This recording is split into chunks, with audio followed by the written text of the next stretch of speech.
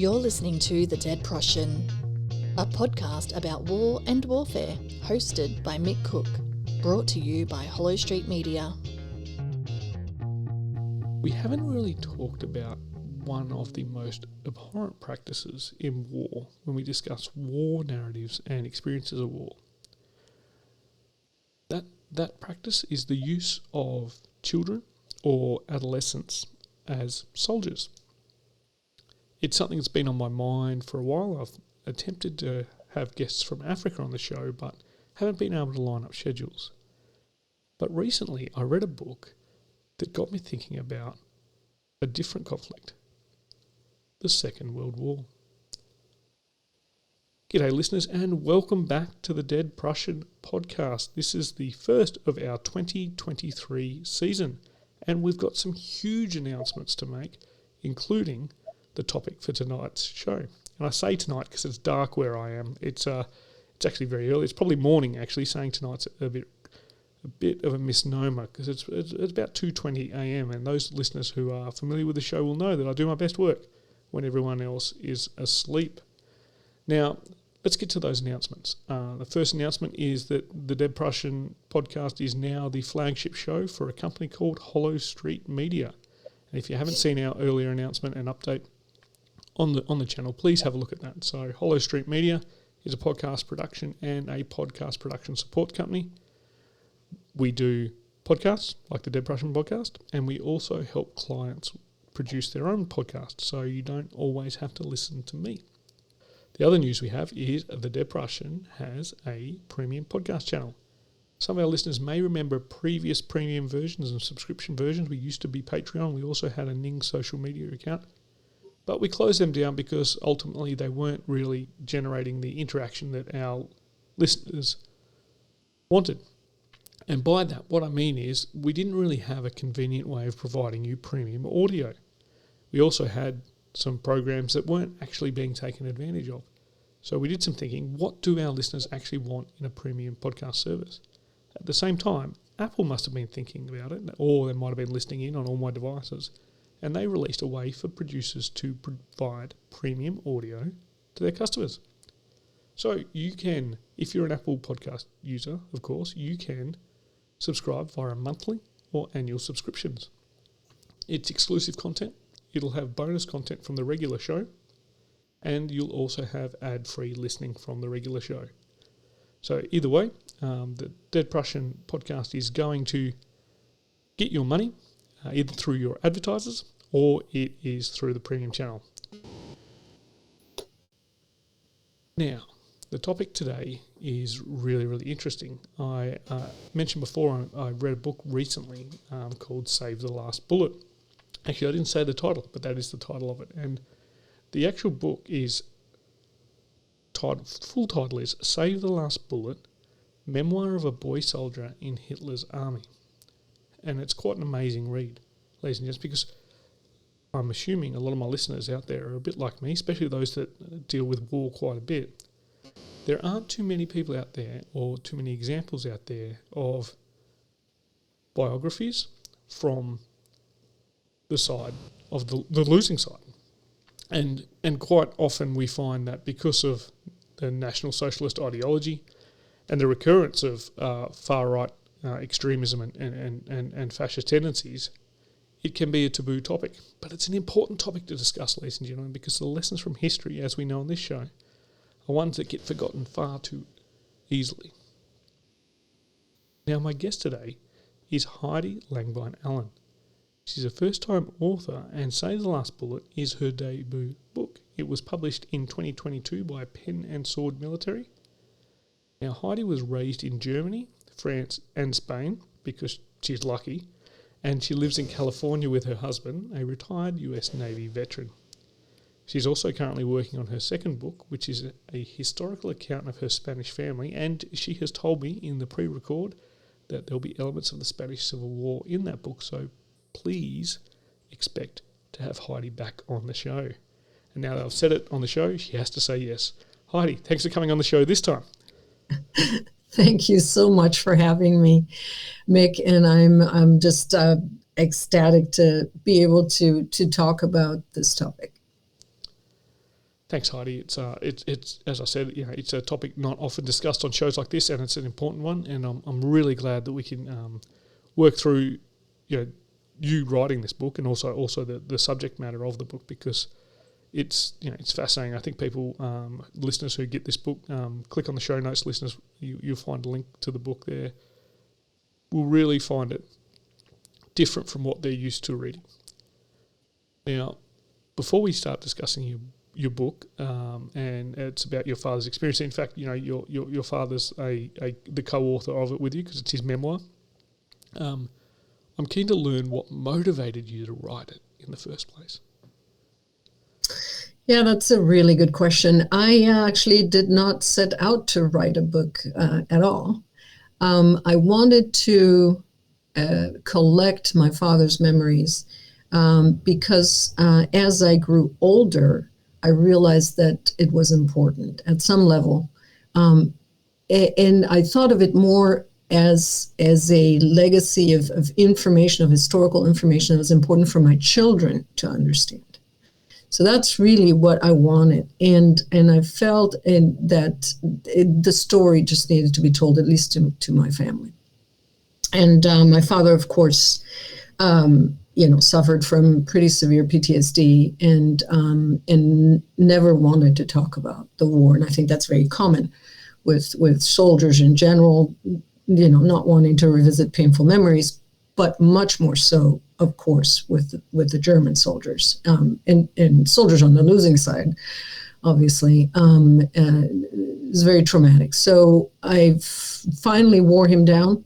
I had gotten snippets here and there from things that did sort of escape him. And then late in life, finally, he relented. So after he retired in his 70s, I think he realized that perhaps it was important to put that on, at least on tape, and that's what he did. He recorded his memoirs on 16 cassette tapes, and then put them on CDs, and sent them to my sister and to me in 2007. And then I sat on them for a very long time. I listened. I was fascinated, and I thought, okay, I'm done. Great, and I will translate these, because they were in German, of course, and my children do not speak German. Neither does my husband. Life just continues. People get busy. And then I realized in 2016 that my father was already 86 years old. And if I had any chance of getting, more information from him, I needed to hurry up. He was getting ill. He started getting very concerned about the current events. But the turn that geopolitical events were taking toward increased nationalism and the resurgence of neo-Nazi movements, etc. And he had fought his whole life to prevent that from reoccurring. He had dedicated his life to the advancement of democracy, and so he was worried that was threatened. And so that then propelled me to take out those tapes and started translating them for my children. And long story short, because I'm not a writer, I wrote for business. That's about it. I am an avid reader and I love history. But a colleague at work who happens to be a writer, kind of kicked me in the pants and said, no, wait a minute. This is like a book. You need to publish. And I thought he was crazy. But he struck a chord. He struck a chord because I realized that he was right. And that this story does need to be told to remind people of the just the devastating effects of dictatorships and of authoritarian rule. And like you said earlier, people forget very easily, especially the younger generation who's, arguably in the Western hemisphere, most of the younger generation hasn't seen war. Yeah. That's a large part about this show is the relationship between war and society. And one of the trends we've noticed in the show is that the further societies are away from experiencing war, and quite often that's Western liberal democracies, because they tend to be quite lucky. the further society is away from war, the more likely it is to make decisions around war that aren't, to go to war, and that's quite dangerous for those people that have experienced war. It's scary, right? And it's very interesting about your father not wanting to relay his stories, and you have a lot of veterans on the Western side, or the Allies side. Because you can't really do East versus West in the Second World War, because Germany's right there in the centre of the Axis powers, but and Italy was there occasionally in and out, but very rarely do I think English speaking countries reflect upon what it's like for veterans of the losing sides, because we know that a lot of World War II veterans on the Allied side didn't like to talk about their experiences, or they'd only talk about them with veterans. And I know Vietnam veterans that are quite happy to talk to me as an Afghanistan veteran about their experiences, but they won't talk to their own children about their experiences. And we're now in a stage where veterans of the wars in Afghanistan are in a similar place to where veterans of Vietnam are. They fought a long war that they lost, and I think reading books like your father's can teach modern veterans how to learn from that experience, because you kind of need to talk about this so that people don't forget. Now, the next question, I don't want you to give everything away, because we need the listeners to buy your book, right? Because they need to read it.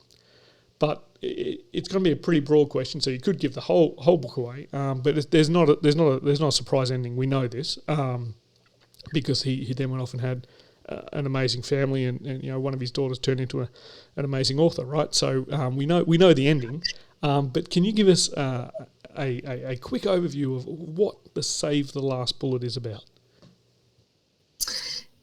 So in a narrow sense, it's my father's story. It's about my father, who was born in 1930, growing up in Nazi Germany and being taken away at age 13 in 1943 by the Nazi government, to be separated from his parents and from the influence of parents and church, allegedly to protect him from Allied bombing in a program that was called Kinderlandverschickung, KLV, which was purportedly for a vacation for city children, and touted as a voluntary program to protect city children from Allied bombing. In reality, what it was a pretty manipulative and successful effort to separate the children from their parental influence, and to indoctrinate them into the Nazi ideology, and to actually provide them military training, and to engage them in the war effort toward the end of the war, of course, because I think by 43 already it had become apparent to the Nazi leaders that the war was not going well. It's horrible when you think about children being taken away, and the reasoning given to the parents was the same reasoning being given to parents of children in places like Britain and other parts of Europe. I know in both.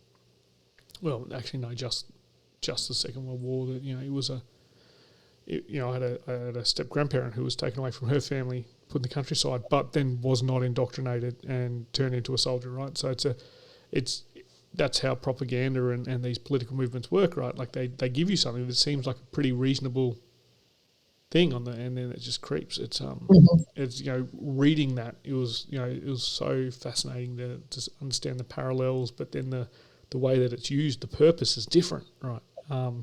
And as you mentioned, the book is a memoir of a boy soldier in Hitler's army, right? And this boy soldier, your father,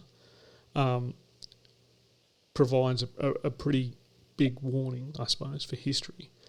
Now, we talked about it a little bit in the intro, but I just want to delve a little bit deeper, and from your perspective, and also from your father's experience, why is it important for books such as this to reach wider audiences? Well, I think because more broadly, it hopefully does serve as a reminder, or at least an effort to maybe encourage some reflection on the catastrophic effects of authoritarianism in the world, and of extreme, views that are then used to really eliminate free will, and that is and cause you know just terrible devastation. And not only on other countries, and whatever the enemy might be, but also really, to me, that the countries that are subject to authoritarian rule, are often implode and or are deprived of their citizens ability to really think for themselves and have free will, and usually those regimes are extremely violent internally as well. So those things that really, I guess in a way it's I wrote the book and really in defense of democracy, to help people remember what war really is all about, and what the outcome can be. And one of the key tenets of democracy is that it doesn't work without a well-informed constituency, right? And books like this provide a perspective that the majority of constituencies in the majority of democracies around the world will never have. Hopefully, I say hopefully, and so reaching an audience with something like this is quite good. And this is I move into the salesman approach. And those listeners who know more about my background know that I've spent a bit of time in sales and business development, because as my mother used to say, I could talk an Eskimo into buying ice. I'm not entirely sure that's politically correct, Mum, but she used to say it a lot. My dad used to say something a little bit more crass about nuns and knickers, but I won't go into that one. But if I was a salesperson, like, the best thing about your book in terms of a sales perspective is it's a great stocking filler, it's a great Father's Day present, and it's a great birthday gift for a lot of what I'm assuming your publisher's target market is males between the age of 25 and 60, because they tend to read military history books quite a lot. To be honest, they fill most of this audience. And the good thing about that is, most of them in liberal democracies vote. So there's the real politic of the market as well. So that's another part about this book, that what I like about it is you're addressing such huge things in this, and you're just telling your dad's story, but you're addressing nationalism, fascism, informing constituencies, the horrors of war, the horrors of using children in war, and you've done it in a format that actually the average Joe can